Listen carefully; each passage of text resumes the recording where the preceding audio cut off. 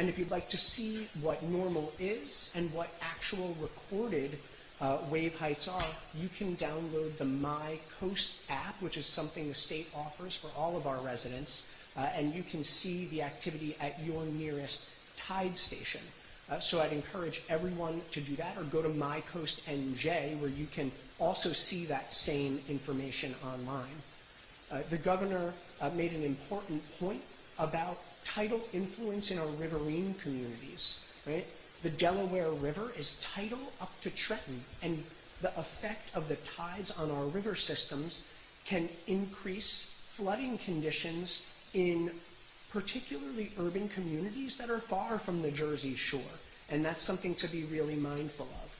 As we see 12 or more feet height in waves, we can see the coastal flooding conditions that we typically experience be exacerbated along the Atlantic coast, and particularly along the Delaware Bay shore. But as we have tidal influence in the Newark Bay, up the Passaic River, and in the Hudson, we want to be mindful of those flooding conditions there as well. Between last Tuesday and yesterday, the DEP's Office of Coastal Engineering has conducted a pre-storm coastal erosion survey along all 210 miles of our coastal beaches, from the Raritan Bay beaches down the Atlantic coast and into the Delaware Bay, so that we can benchmark the conditions and the effect of this storm, so that if there is severe coastal erosion, we work with the governor and his team, including the Chief of Staff Hillman and Dan Kelly from the Governor's Office of Disaster Recovery, to work on potential funding if that's necessary. We hope it's not. But do please stay out of the water if at all you can. I understand how enticing it is. We work so hard to keep it clean and wonderful for you. But staying out of the water is your best bet for the next several days. It will peak on Thursday, or is expected to, but even as the storm moves further north and then east, we could still see the impacts of that wave increase and that wave action increase through the beginning of the weekend. So vigilance is key, and be going to ready.nj.gov as often as you can. Thank you. Thank you, Sean. I just want to underscore something that, Sean, thank you for that. Mentioned sort of places you wouldn't associate with the Jersey Shore. The three of us know all too well, our colleagues know all too well, some of the worst flooding and unfortunate tragic fatalities have taken place in our 8 years together. Different types of storms, admittedly. In places like Elizabeth or Irvington or Hillsborough, none of which you'd associate with the Jersey Shore. Again, different characteristics on those storms, but don't underestimate Sean's point about some of this coming inland. And then secondly, I hope I'm wrong, Dan, but I'll be shocked if we don't have some beach erosion here. And they're the usual suspects, and there are certain parts of the shore that we've been chasing our tail on for decades. Not too far from Island Beach just north of that, Ortley Beach, Bay Head, down south in the Wildwoods would be two areas that are perennially challenges that we try to work with the feds and the local communities to do our best to push back on that. I hope I'm wrong about that, but with the nature that we're expecting, my guess is we'll probably see some of that. Pat and Sean, thank you. With that, we'll take any questions you've got. Governor, can you speak to the challenges for first responders who have to go out, assuming somebody were to wade into the ocean? What is the protocol there? Are you first responders going out to rescue them? Is it all on the swimmer? They're on their own because you warned them not to go in? How does this work? Yeah, I mean, you saw this, and I don't want to get into the specifics because there's, but one message ought to be screaming here: if there's a red flag, don't even go near the water if there's no lifeguard on duty. And we should have said that, so I'm glad you asked that. But their responsibility is to save lives. Absolutely. At least one of these incidents that took place last week, gentlemen, if I'm not mistaken, there were a number of lives that were at risk, many of whom were saved, sadly and tragically. One was not. That reminds me to make a point Tim Hillman wanted me to make. I've gotten a very fair amount of input on bilingual communication, particularly in Spanish, on some of these warnings, which we are aggressively, her and her team are aggressively pursuing. Anything else you want to say about first responders? The Gov hit it. I mean, it's the lifeguards are the primary first line of defense, but our Marine Services Bureau are out there patrolling the entire coast. Our partnership with the Coast Guard has never been better.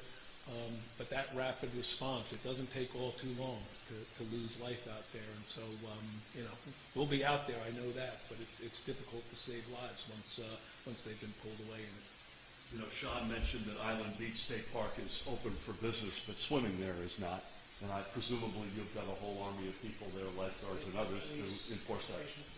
Yeah, there's their own police force. They work closely with the state police, lifeguards, etc. Please. Good morning.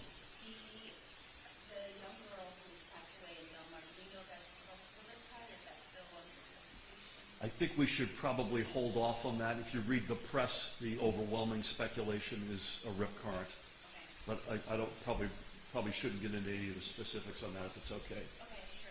And then I just wanted to have to get more specifics in terms of preparing. I know it's not expected to make landfall, but you mentioned, sir, that you plan on making calls to local mayors. Yep.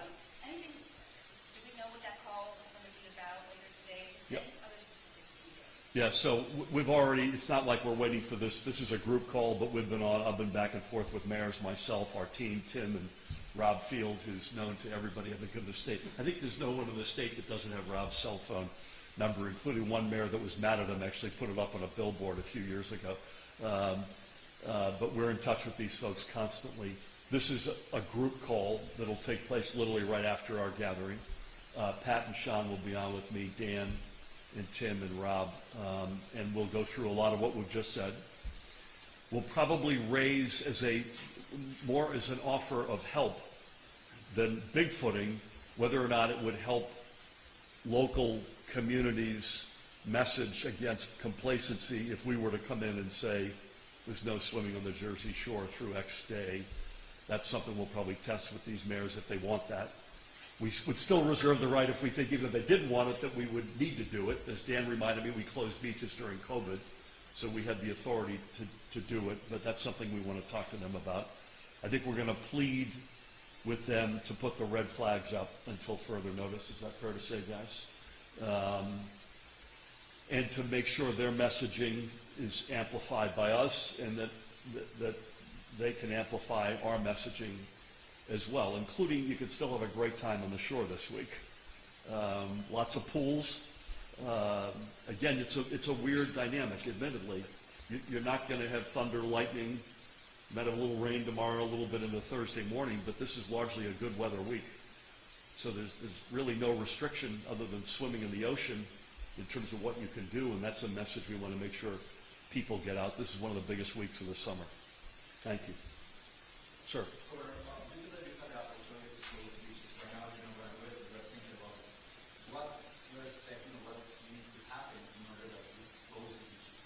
I think most of this, you should expect, I think most of this will be done at the community level.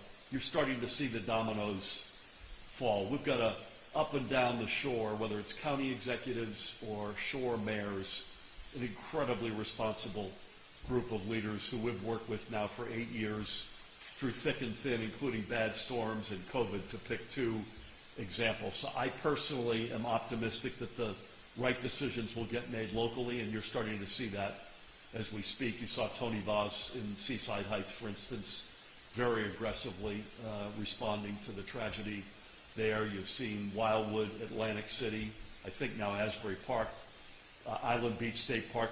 I hope that folks would look to us in terms of, at least to some extent, on decisions on this. Sean, with our support, has made the decision to swimming at Island Beach State Park, which is our big exposure on the shore. That's a 10-mile stretch of beach, gorgeous, by the way. Voted a few years ago #1 state park in America. Had to get that in.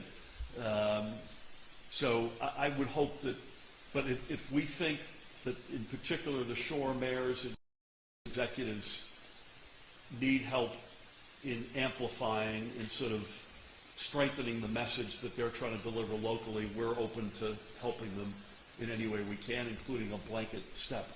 Right now, we won't need to do that, but that's something at least have it on the table. Governor,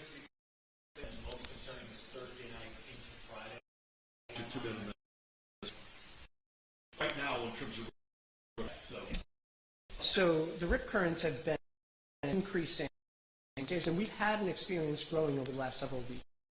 Currents in New Jersey. As the storm makes its way closest to us on that Thursday.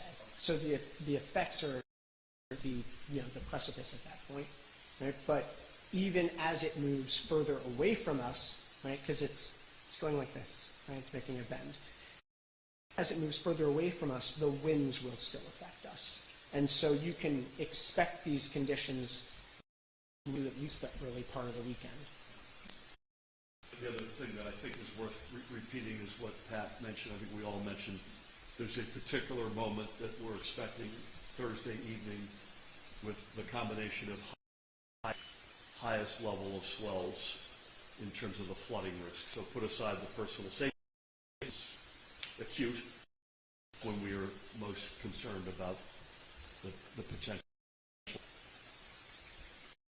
And ready.nj.gov. Please, folks, I'm begging you, take this seriously. Enjoy the shore. Enjoy this beautiful, but stay out of the water.